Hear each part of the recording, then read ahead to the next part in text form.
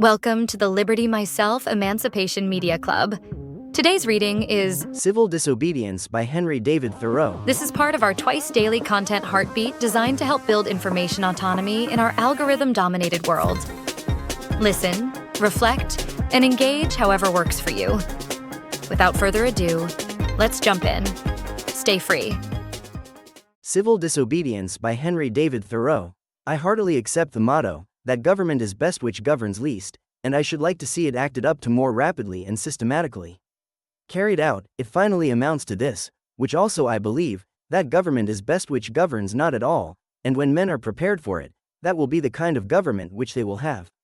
Government is at best but an expedient, but most governments are usually, and all governments are sometimes, inexpedient. The objections which have been brought against a standing army, and they are many and weighty, and deserve to prevail, may also at last be brought against a standing government.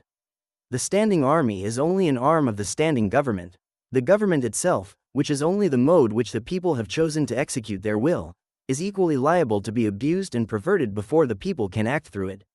Witness the present Mexican War, the work of comparatively a few individuals using the standing government as their tool. For, in the outset, the people would not have consented to this measure. This American government, what is it but a tradition, though a recent one, endeavoring to transmit itself unimpaired to posterity, but each instant losing some of its integrity? It has not the vitality and force of a single living man, for a single man can bend it to his will. It is a sort of wooden gun to the people themselves, and, if ever they should use it in earnest as a real one against each other, it will surely split. But it is not the less necessary for this, for the people must have some complicated machinery or other, and hear its din, to satisfy that idea of government which they have. Governments show thus how successfully men can be imposed on, even impose on themselves, for their own advantage. It is excellent, we must all allow, yet this government never of itself furthered any enterprise, but by the alacrity with which it got out of its way. It does not keep the country free. It does not settle the West. It does not educate. The character inherent in the American people has done all that has been accomplished, and it would have done somewhat more, if the government had not sometimes got in its way. For government is an expedient, by which men would fain succeed in letting one another alone, and, as has been said, when it is most expedient, the governed are most let alone by it. Trade and commerce, if they were not made of India rubber, would never manage to bounce over obstacles which legislators are continually putting in their way. And, if one were to judge these men wholly by the effects of their actions, and not partly by their intentions, they would deserve to be classed and punished with those mischievous persons who put obstructions on the railroads. But, to speak practically and as a citizen, unlike those who call themselves no government men, I ask for, not at once no government, but at once a better government. Let every man make known what kind of government would command his respect, and that will be one step toward obtaining it. After all, the practical reason why, when the power is once in the hands of the people, a majority are permitted, and for a long period continue, to rule, is not because they are most likely to be in the right, nor because this seems fairest to the minority, but because they are physically the strongest. But a government in which the majority rule in all cases cannot be based on justice, even as far as men understand it. Can there not be a government in which the majorities do not virtually decide right and wrong, but conscience? In which majorities decide only those questions to which the rule, a drab of state, a cloth o silver slut, to have her train borne up, and her soul trail in the dirt. Practically speaking, the opponents to a reform in Massachusetts are not 100,000 politicians at the South, but 100,000 merchants and farmers here, who are more interested in commerce and agriculture than they are in humanity, and are not prepared to do justice to the slave and to Mexico, cost what it may. I quarrel not with far-off foes, but with those who, near at home, cooperate with, and do the bidding of those far away, and without whom the latter would be harmless. We are accustomed to say, that the mass of men are unprepared, but improvement is slow, because the few are not materially wiser or better than the many. It is not so important that many should be as good as you, as that there be some absolute goodness somewhere, for that will leaven the whole lump. There are thousands who are in opinion opposed to slavery and to the war, who yet in effect do nothing to put an end to them. Who, esteeming themselves children of Washington and Franklin, sit down with their hands in their pockets, and say that they know not what to do, and do nothing, who even postpone the question of freedom to the question of free trade, and quietly read the prices current along with the latest advices from Mexico, after dinner, and, it may be, fall asleep over them both. What is the price current of an honest man and patriot today? They hesitate, and they regret, and sometimes they petition. But they do nothing in earnest and with effect. They will wait, well disposed, for others to remedy the evil, that they may no longer have it to regret. At most, they give only a cheap vote, and a feeble countenance and Godspeed, to the right, as it goes by them. There are 999 patrons of virtue to one virtuous man, but it is easier to deal with the real possessor of a thing than with the temporary guardian of it. All voting is a sort of gaming, like checkers or backgammon. With a slight moral tinge to it, a playing with right and wrong, with moral questions, and betting naturally accompanies it. The character of the voters is not staked. I cast my vote, perchance, as I think right, but I am not vitally concerned that that right should prevail. I am willing to leave it to the majority. Its obligation, therefore, never exceeds that of expediency. Even voting for the right is doing nothing for it. It is only expressing to men feebly your desire that it should prevail. A wise man will not leave the right to the mercy of chance, nor wish it to prevail through the power of the majority. There is but little virtue in the action of masses of men. When the majority shall at length vote for the abolition of slavery, it will be because they are indifferent to slavery, or because there is but little slavery left to be abolished by their vote. They will then be the only slaves. Only his vote can hasten the abolition of slavery who asserts his own freedom by his vote. I hear of a convention to be held at Baltimore, or elsewhere, for the selection of a candidate for the presidency, made up chiefly of editors, and men who are politicians by profession, but I think, what is it to any independent, intelligent, and respectable man what decision they may come to? Shall we not have the advantage of his wisdom and honesty, nevertheless? Can we not count upon some independent votes? Are there not many individuals in the country who do not attend conventions? But no, I find that the respectable man, so-called, has immediately drifted from his position, and despairs of his country, when his country has more reasons to despair of him. He forthwith adopts one of the candidates thus selected as the only available one, thus proving that he is himself available for any purposes of the demagogue. His vote is of no more worth than that of any unprincipled foreigner or hireling native, who may have been bought. Oh, for a man who is a man, and, as my neighbor says, has a bone in his back which you cannot pass your hand through. Our statistics are at fault. The population has been returned too large. How many men are there to a square 1,000 miles in the country? Hardly one. Does not America offer any inducement for men to settle here? The American has dwindled into an odd fellow, one who may be known by the development of his organ of gregariousness, and a manifest lack of intellect and cheerful self-reliance, whose first and chief concern, on coming into the world, is to see that the almshouses are in good repair, and, before yet he has lawfully donned the virile garb, to collect a fund for the support of the widows and orphans that may be, who, in short, ventures to live only by the aid of the mutual insurance company, which has promised to bury him decently.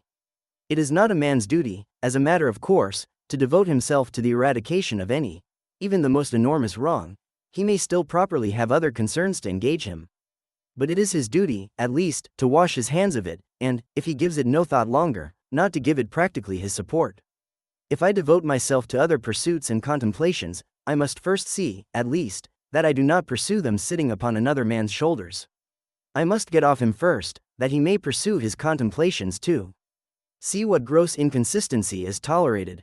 I have heard some of my townsmen say, I should like to have them order me out to help put down an insurrection of the slaves, or to march to Mexico, see if I would go, and yet these very men have each, directly by their allegiance, and so indirectly, at least, by their money, furnished a substitute. The soldier is applauded who refuses to serve in an unjust war by those who do not refuse to sustain the unjust government which makes the war, is applauded by those whose own act and authority he disregards and sets at naught, as if the state were penitent to that degree that it hired one to scourge it while it sinned, but not to that degree that it left off sinning for a moment.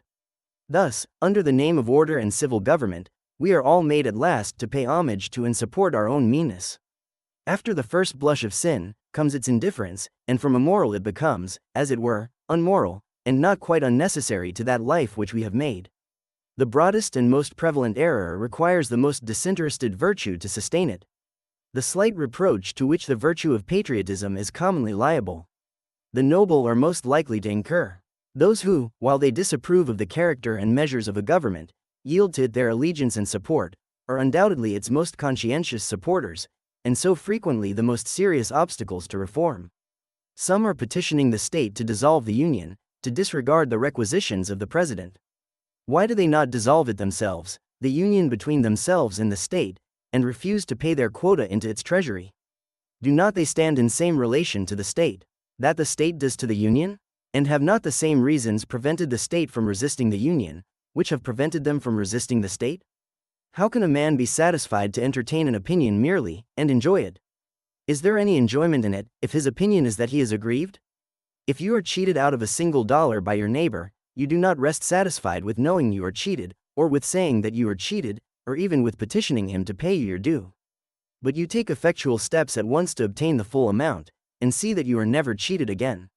Action from principle, the perception and the performance of right, changes things in relations. It is essentially revolutionary, and does not consist wholly with anything which was. It not only divided states and churches, it divides families, it divides the individual, separating the diabolical in him from the divine. Unjust laws exist. Shall we be content to obey them? Or shall we endeavor to amend them, and obey them until we have succeeded, or shall we transgress them at once? Men generally, under such a government as this, think that they ought to wait until they have persuaded the majority to alter them. They think that, if they should resist, the remedy would be worse than the evil. But it is the fault of the government itself that the remedy is worse than the evil. It makes it worse. Why is it not more apt to anticipate and provide for reform? Why does it not cherish its wise minority? Why does it cry and resist before it is hurt? Why does it not encourage its citizens to be on the alert to point out its faults, and do better than it would have them? Why does it always crucify Christ, and excommunicate Copernicus and Luther, and pronounce Washington and Franklin rebels? One would think that a deliberate and practical denial of its authority was the only offense never contemplated by government. Else, why has it not assigned its definite, its suitable and proportionate penalty? If a man who has no property refuses but wants to earn 9 shillings for the state, he is put in prison for a period unlimited by any law that I know, and determined only by the discretion of those who placed him there. But if he should steal 90 times 9 shillings from the state, he is soon permitted to go at large again. If the injustice is part of the necessary friction of the machine of government, let it go, let it go. Perchance it will wear smooth, certainly the machine will wear out. If the injustice has a spring, or a pulley, or a rope, or a crank, exclusively for itself, then perhaps you may consider whether the remedy will not be worse than the evil. But if it is of such a nature that it requires you to be the agent of injustice to another, then, I say, break the law. Let your life be a counter-friction to stop the machine. What I have to do is to see, at any rate, that I do not lend myself to the wrong which I condemn. As for adopting the ways which the state has provided for remedying the evil, I know not of such ways. They take too much time, and a man's life will be gone. I have other affairs to attend to. I came into this world, not chiefly to make this a good place to live in, but to live in it, be it good or bad. A man has not everything to do, but something, and because he cannot do everything, it is not necessary that he should do something wrong. It is not my business to be petitioning the governor or the legislature any more than it is theirs to petition me, and, if they should not hear my petition, what should I do then? But in this case the state has provided no way, its very constitution is the evil. This may seem to be harsh and stubborn and unconciliatory, but it is to treat with the utmost kindness and consideration the only spirit that can appreciate or deserves it. So is all change for the better, like birth and death which convulse the body. I do not hesitate to say that those who call themselves abolitionists should at once effectually withdraw their support, both in person and property, from the government of Massachusetts, and not wait till they constitute a majority of one, before they suffer the right to prevail through them. I think that it is enough if they have God on their side, without waiting for that other one. Moreover, any man more right than his neighbors constitutes a majority of one already. I meet this American government, or its representative, the state government, directly, and face to face, once a year, no more, in the person of its tax gatherer. This is the only mode in which a man situated as I am necessarily meets it, and it then says distinctly, recognize me, and the simplest, the most effectual, and, in the present posture of affairs, the indispensablest mode of treating with it on this head, of expressing your little satisfaction within love for it, is to deny it then. My civil neighbor, the tax gatherer, is the very man I have to deal with, for it is, after all, with men and not with parchment that I quarrel, and he has voluntarily chosen to be an agent of the government. How shall he ever know well what he is and does as an officer of the government, or as a man, until he is obliged to consider whether he shall treat me, his neighbor, for whom he has respect, as a neighbor and well-disposed man, or as a maniac and disturber of the peace, and see if he can get over this obstruction to his neighborliness without a ruder and more impetuous thought or speech corresponding with his action? I know this well, that if 1,000, if 100, if 10 men whom I could name, if 10 honest men only, if one honest man, in this state of Massachusetts, ceasing to hold slaves, were actually to withdraw from this copartnership, and be locked up in the county jail, therefore, it would be the abolition of slavery in America. For it matters not how small the beginning may seem to be, what is once well done is done forever. But we love better to talk about it, that we say is our mission. Reform keeps many scores of newspapers in its service, but not one man, if my esteemed neighbor, the state's ambassador, who will devote his days to the settlement of the question of human rights in the council chamber, instead of being threatened with the prisons of Carolina, were to sit down the prisoner of Massachusetts, that state which is so anxious to foist the sin of slavery upon her sister, though at present she can discover only an act of inhospitality to be the ground of a quarrel with her, the legislature would not wholly waive the subject of the following winter. Under a government which imprisons any unjustly, the true place for a just man is also a prison. The proper place today, the only place which Massachusetts has provided for her freer and less desponding spirits, is in her prisons, to be put out and locked out of the state by her own act, as they have already put themselves out by their principles. It is there that the fugitive slave, and the Mexican prisoner on parole, and the Indian come to plead the wrongs of his race, should find them. On that separate, but more free and honorable ground, where the state places those who are not with her but against her, the only house in a slave state in which a free man can abide with honor. If any think that their influence would be lost there, and their voices no longer afflict the ear of the state, that they would not be as an enemy within its walls, they do not know by how much truth is stronger than error, nor how much more eloquently and effectively he can combat injustice who has experienced a little in his own person. Cast your whole vote, not a strip of paper merely, but your whole influence. A minority is powerless while it conforms to the majority. It is not even a minority then, but it is irresistible when it clogs by its whole weight. If the alternative is to keep all just men in prison, or give up war and slavery, the state will not hesitate which to choose. If 1,000 men were not to pay their tax bills this year, that would not be a violent and bloody measure, as it would be to pay them, and enable the state to commit violence and shed innocent blood. This is, in fact, the definition of a peaceable revolution, if any such is possible. If the tax gatherer, or any other public officer, asks me, as one has done, "But what shall I do?" my answer is, if you really wish to do anything, resign your office. When the subject has refused allegiance, and the officer has resigned his office, then the revolution is accomplished. But even suppose blood should flow. Is there not a sort of bloodshed when the conscience is wounded? Through this wound a man's real manhood and immortality flow out, and he bleeds to an everlasting death. I see this blood flowing now.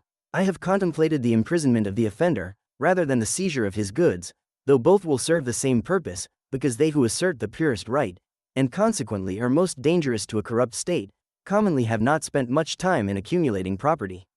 To such the state renders comparatively small service, and a slight tax is wont to appear exorbitant, particularly if they are obliged to earn it by special labor with their hands. If there were one who lived wholly without the use of money, the state itself would hesitate to demand it of him. But the rich man, not to make any invidious comparison, is always sold to the institution which makes him rich. Absolutely speaking, the more money, the less virtue, for money comes between a man and his objects, and obtains them for him. It was certainly no great virtue to obtain it. It puts to rest many questions which he would otherwise be taxed to answer, while the only new question which it puts is the hard but superfluous one: how to spend it. Thus his moral ground is taken from under his feet. The opportunities of living are diminished in proportion as what are called the means are increased. The best thing a man can do for his culture when he is rich is to endeavor to carry out those schemes which he entertained when he was poor. Christ answered the Herodians according to their condition. "Show me the tribute money," said he, and one took a penny out of his pocket. "If you use money which has the image of Caesar on it, and which he has made current and valuable, that is, if you are men of the state, and gladly enjoy the advantages of Caesar's government, then pay him back some of his own when he demands it. Render therefore to Caesar that which is Caesar's, and to God those things which are God's, leaving them no wiser than before as to which was which, for they did not wish to know." Have you ever felt limited in doing what you believe is right because of your responsibilities, possessions, or fear of losing comfort? What does that say about your relationship with the system you live in? This has been an EMC reading from Liberty Myself. To learn more about our project to create decentralized media alternatives, visit libertymyself.com. By creating Liberty Myself, we create liberty for all.